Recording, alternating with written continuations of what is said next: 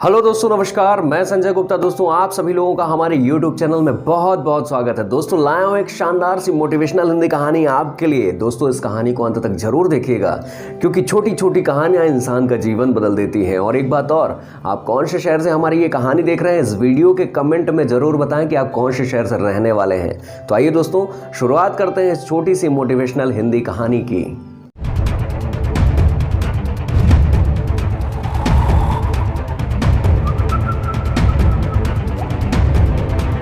दोस्तों, एक बार की बात है, एक किसान जिसकी ना कोई संतान थी, पति पत्नी साथ में रहते थे और काफ़ी उम्र हो जाने के बाद एक दिन वह किसान बीमार पड़ा।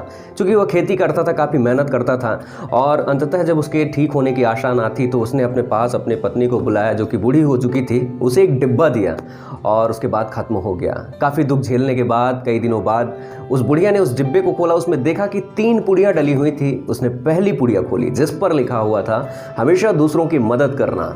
उस बुढ़िया ने अपने आप से स्वीकारा कि मैं हमेशा दूसरों की मदद करूंगी, कभी किसी का बुरा नहीं चाहूंगी।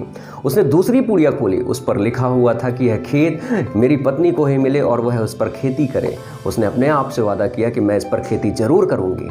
और जैसे ही उसने तीसरी पुड़िया खोली, उसमें 300 रुपये लपेटे हुए थे और उस पर लिखा हुआ था कि इन पैसों का उपयोग किसी अच्छे कार्य में करना, किसी की मदद के लिए करना। उसने अपने आप से वादा किया कि इन पैसों का मैं उपयोग एक अच्छे कार्य में करूंगी। और उसके घर में गेहूं और 3 महीने के लिए खाने के लिए रखा हुआ था। वह खुशी खुशी रहती और खाती पीती। लेकिन उसके दिमाग में ये था कि हमें खेती करनी है, लेकिन खेत खोदेगा कौन। तभी उसने गांव के बाहर काफ़ी शोर सुनाई दे रहा था। वह वहां जाकर देखी, एक सुअर अपनी जान बचाने के लिए इधर उधर भाग रहा था। लोग उसे पकड़ लिए और उस बुढ़िया ने सोचा कि इस सुअर की जान बचाने से अच्छा क्या होगा, मैं जो पैसे हैं मेरे पास, इसका उपयोग मैं इसकी जान बचाने में करूं। और उसने 100 रुपये में उन लोगों से वो सुअर खरीद लिया और उसे अपने खेत में छोड़ दिया। वो सुअर अपनी भूख मिटाने के लिए उस खेत की जड़ों को खोदता और पूरे खेत को खोद कर रख दिया। बुढ़िया खुश हो गई कि इसने तो पूरा खेत खोद दिया। फिर एक दिन की बात है, एक जो लंगड़ी चिड़िया थी वह एक सड़क में आकर गिर गई। लोगों ने उसे पकड़ने के लिए कोशिश करने लगे कि मैं इसे मारकर खा जाऊंगा। उस बुढ़िया ने देख लिया। बुढ़िया ने सोचा कि इसकी जान बचाने से भला क्या होगा। उसने उन लोगों से वो चिड़िया भी खरीद ली, उसे दूध रोटी खिलाई और वह चिड़िया एकदम से ठीक हो गई। कुछ दिनों के अंदर उसके छत पर रहने लगी। एक दिन की बात है, उसी गांव में छोटे छोटे बच्चों ने एक मोर को पकड़ लिया। कोई उसके पंख उखाड़ता, कोई उसे परेशान करता। उस बुढ़िया ने देखा और उसने बोला कि बच्चों, मैं तुम्हें ढेर सारी बर्फी खिलाऊंगी, ये मोर मुझे दे दो। और उसने मोर ले लिया और उन बच्चों को भरपेट बर्फी खिलाई और उस खेत में उस मोर को छोड़ दिया। वो कभी घर में रहता, कभी खेत में रहता।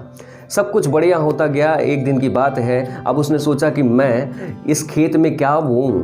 तभी वो जो चिड़िया थी, लंगड़ी चिड़िया, वह ऊपर से उस बुढ़िया की झोली में एक तरबूज का बीज उसने गिरा दिया और उस बुढ़िया ने कहा कि मैं इसी को बोऊंगी। उसने उस खेत में बोया। अब उसने सोचा इसमें पानी कौन देगा। तभी मोर उस खेत में बहुत अच्छे से नाचने लगा। तब बुढ़िया को अंदाजा लग गया कि अब बारिश होने वाली है। बारिश हुई, झमाझम बारिश हुई। तभी वह तरबूज फलने फूलने लगा और देखते ही देखते पूरे खेत में तरबूज ही तरबूज लग गए। इतने फल लगे हुए थे, इतने मीठे तरबूज कि वह अब उन तरबूजों को बेचती और ढेर सारा धन कमा लेती। वह अपने घर में खुशी खुशी रहने लगी। उस गांव के लोगों ने देखा और बोला कि इस बुढ़िया को जीवन का फल मिला है, इसे इसकी मेहनत का फल मिला है, इसके एक अच्छे कर्मों का फल मिला है और इसने अपना धन से घर भर लिया है।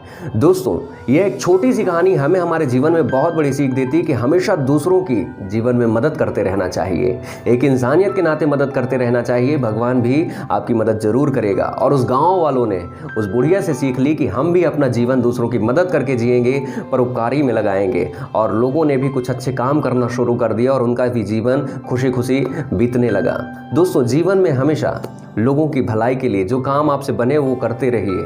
बातें पसंद आई हो, कहानी पसंद आई हो तो बहुत बहुत शुक्रिया, बहुत बहुत धन्यवाद। मैं हूं आपका दोस्त संजय गुप्ता सतना। वीडियो को कमेंट में ज़रूर बताएं कि आपको ये कहानी कैसे लगी।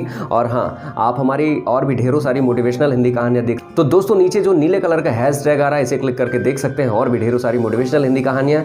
दोस्तों, मिलते हैं अगले वीडियो में, तब तक के लिए नमस्कार।